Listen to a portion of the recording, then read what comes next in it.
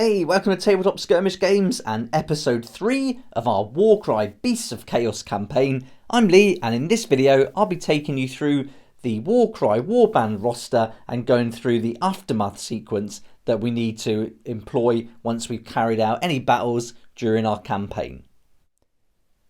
So here I've got the core rulebook for Warcry, and this is going to give us all the information on page 66 and 67 for the aftermath sequence. In total, there's 7 steps we need to take in our aftermath sequence, and that's going to be number 1, earn and spend the glory points. Then we've got to make injury rolls, roll for destiny levels, add and remove fighters, search for lesser artifacts, advance on the campaign progress tracker, and then earn artifacts of power or command traits.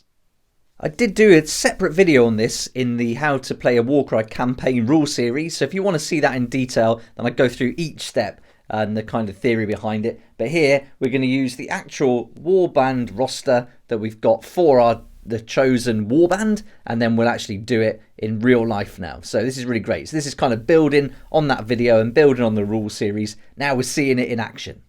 Right, so the first step we need to do is to earn and spend our glory points. And you get a little table here that tells you how many glory points you can get. But this has been updated in the recent rules errata, and so these point values have changed. So, you can use the book, and if your opponents agree, then that's fine. But I would say if you're going to choose to use it from the book, then just use this table throughout your whole campaign so it doesn't mess it around. But I'm going to use the one that came with the errata. I think it's good to keep it up to date because they kind of changed the rules in a goal to improve them. So I'm going to use the errata table, and I'll just put a little screenshot of that up on the screen now, and then we can go through exactly how many points we're going to get.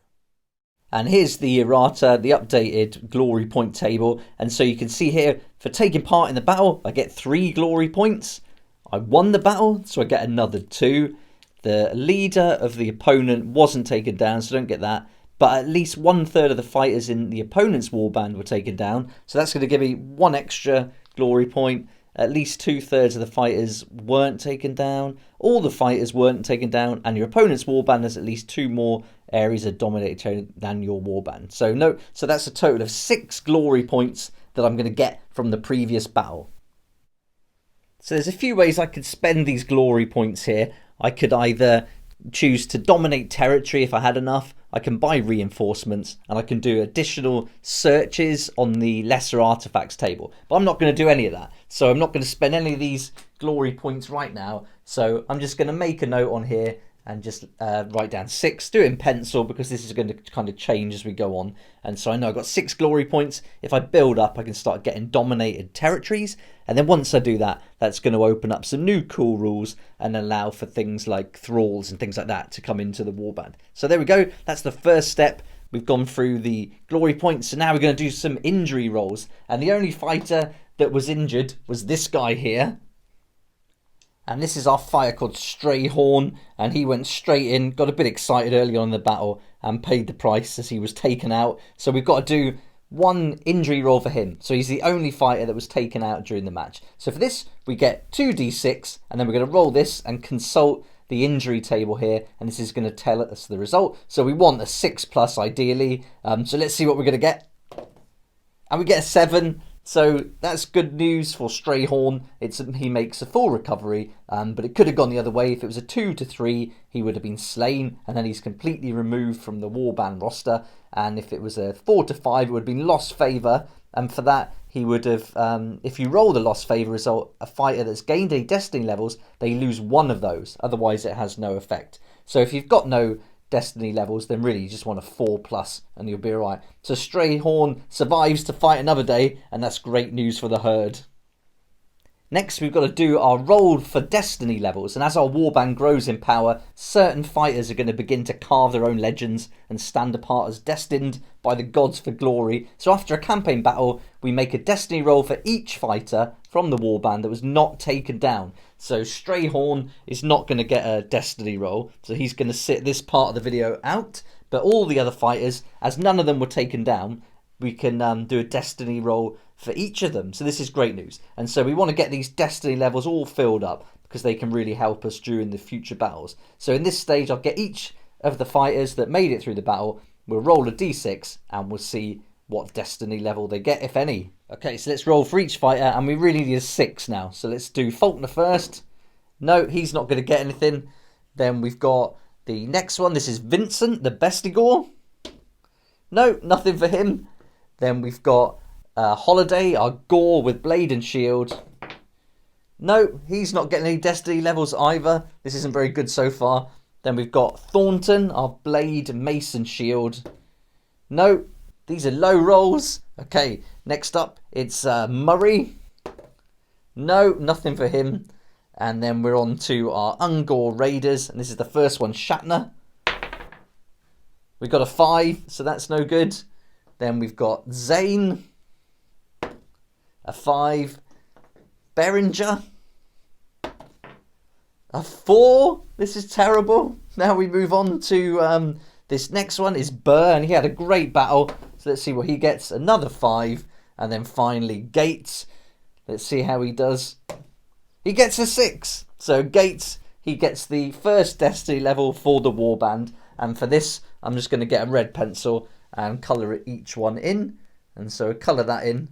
And then we can use that to do rerolls. And it tells us here that during a campaign battle, a player can choose to spend one of their fighter's Destiny levels to reroll 1 dice during an attack action made by that fighter. A spent Destiny level replenishes at the end of the battle. So you can use like a pen or whatever, because you're not going to rub these out. And the only way you'll lose these is if your fighter dies. Now the next step would be to add and remove fighters, but I've got no fighters to bring in to the roster yet. They're all included, the ones we're going to go with, and none have died, so we don't have to remove them. So that section's all done. And so now we'll move on to step number 5, where we search for lesser artifacts.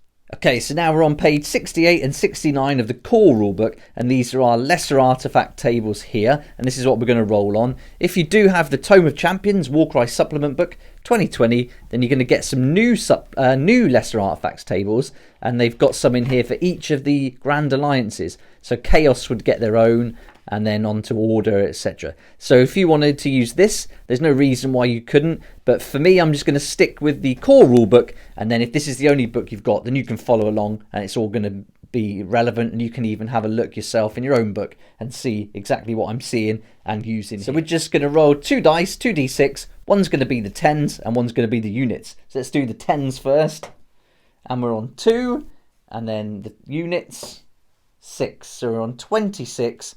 So here we're going to get the Silk Strider Webbing. These lengths of sticky filament are capable of bearing immense weight, and this is perishable. The bearer does not suffer impact damage. But we just need to check on this real quick with the errata, because there was an update on this lesser artifacts table. So I just wanted to check on that, but the update has been for the consumable, so it's now going to say the bearer can use this as a bonus action. But with perishable, it's a little bit different. So let's have a look at that back in the book. So it tells us here that any artifacts labelled as perishable, these have rules which are always in play, and this means they do not require an action to trigger the effect. However, at the end of the campaign battle, you must roll a dice for each perishable lesser artifact borne by a fighter from your warband that took part in the battle, and on a 4+, the lesser artifact retains its power and can remain on the roster, but on a 1 to 3, the lesser artifact has lost its power and you've got to remove it. So you've got to do this if you use the fighter that's got it in the battle. You've got to do that roll to see if you keep the perishable item. So now I'm back to the roster. Now I've got to decide who's going to get this item. So I've got to think about what sort of fighter's going to be climbing up high and then jumping down, so that I don't want to have damage. And certainly in this battle, it would have been one of the Ungor Raiders. And I'm thinking, because Burr had such a great game, he really did well, I'm going to give this to Burr, a kind of recognition of some of the good deeds he did during the battle. And it also makes sense because he can climb up, stay out of reach, ping off some arrows, and then when the action heats up, he can jump down without worrying about taking falling damage. So I'm going to give that to Burr, and then I'll just write it here next to his name in the artifacts section, and then just write down what that lesser artifact is. Okay, so Burr's now armed with that Silk Strider Webbing. That's going to protect him from the falls. So now the next step for our roster is to advance on the campaign progress tracker. So we started there and we colour that in straight away, and now we're going to move to this next section here, and then that puts us in a position ready for another battle. And then once we've done that battle, we'll move on to our first convergence, and that's when things really start heating up. So that's that section done. And then our final step in the Aftermath sequence is to look at artifacts of power and command traits, but we're not going to get those until we get to these areas here. So once we advance along the progress tracker and we land on these areas, then we can start getting those artifacts of power and command traits. So we'll wait for that when we reach it, and we'll cover that in future Aftermath sequences. So that's it for our Aftermath sequence. We're all done now. We've got one happy customer, Burr, who's got an artifact, and also Gates got a destiny level. So that's really great. But overall, that was a real fun process, going through the glory points. Going to build these up until we get enough to get some dominated territories, and then we can start adding to those dominated territories and getting some thralls included in the warband too, which is going to be a real fun aspect of it. But there we go. So that's it for the Aftermath sequence, and I hope you enjoyed the video and this gave you an idea of how you would do it for your own Warcry roster. But if you've got any questions, then please add them in the comment section below, and don't forget to check out that video I've done already about this Aftermath sequence that goes into it in great detail. Also, if I've got anything wrong or missed anything, please let me know in the comment section below. That would be awesome. But thanks so much for watching. I hope you come back and watch the next battle report for the Beasts of Chaos, the Chosen Warband. And thanks so much for watching. Please like if you like it, subscribe for more videos like this, and don't forget to hit the notification bell to join me next time on Tabletop Skirmish Games. If you like this kind of content and would like to support the channel, then please check out my Patreon page, and thanks to everyone who's joined so far. It's really awesome. We hang out on Discord, talk about the hobby, share ideas and help each other out, and you'll get some perks there that you're not going to find anywhere else. So I'll put a link in the description, and it'd be great to see you there.